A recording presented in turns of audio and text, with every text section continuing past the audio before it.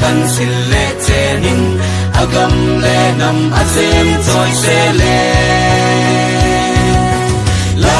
lamin nen dit telin isem bi choi na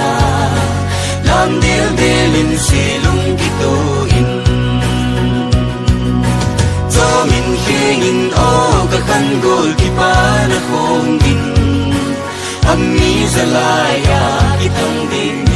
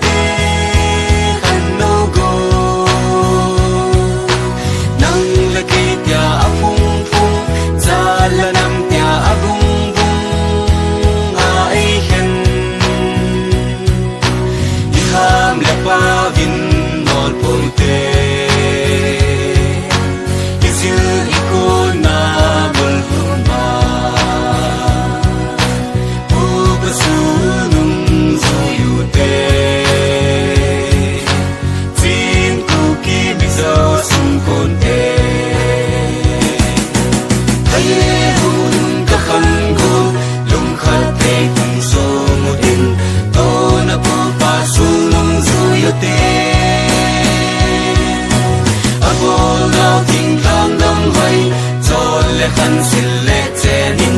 agam le nam azem choi se le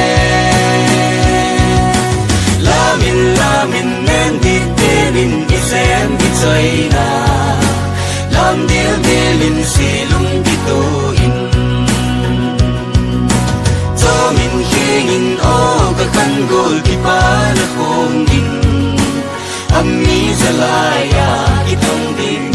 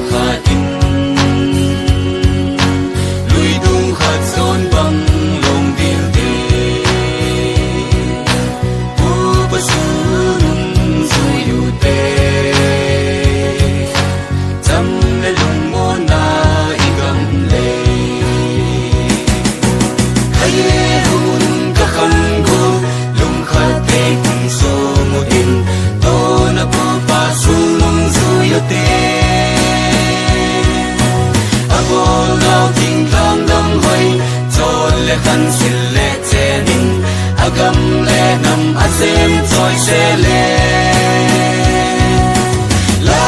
lamin nen dit telin isem bi choi na